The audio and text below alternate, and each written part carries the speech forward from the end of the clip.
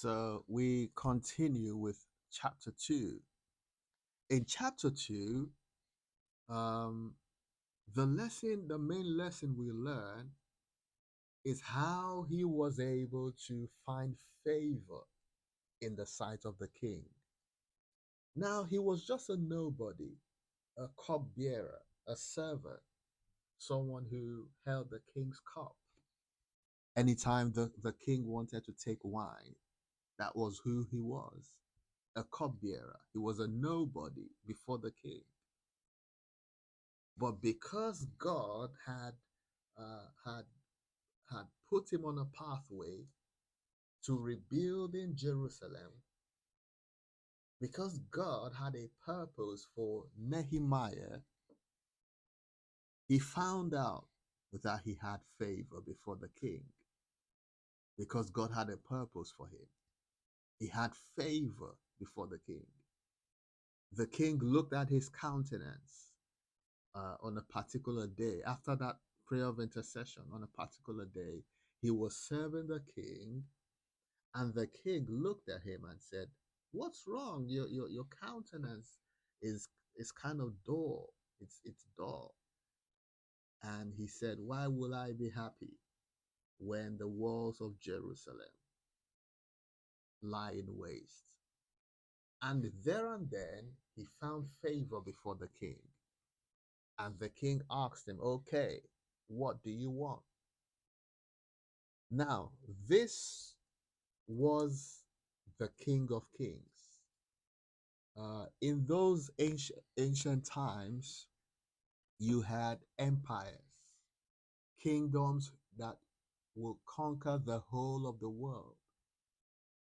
Like the Babylonian Empire, the Persian and Middle Persian Empire, the Roman Empire, empires that conquered the world, the Egyptian Empire.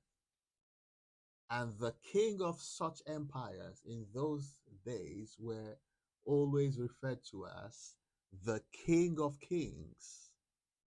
So here was a cupbearer, just a mere cupbearer, before the King of Kings, uh, obtaining favor, making the King of Kings to ask, "What can I do for you?" This was the favor of the Lord. And this reminds us that where there is a vision, like someone will say, where there's a vision, there's always a provision. When God gives you a vision, when God gives you an assignment, when God drops a burden, a passion in your heart, there will always be favor that you need for it. People who the Lord has moved their hearts that are ready to help.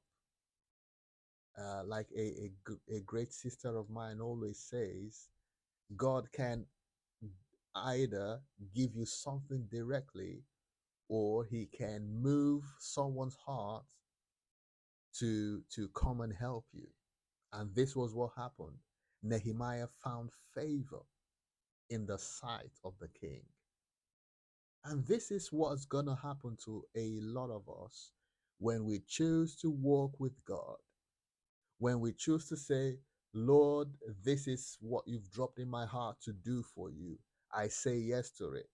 I'm ready to go. I'm ready to do what you want from me." And the doors will be open. You will find favor before kings. A king in this case may be your boss, your manager, your landlord, or it may just be someone who is in a position of authority, or someone who is in a position to help.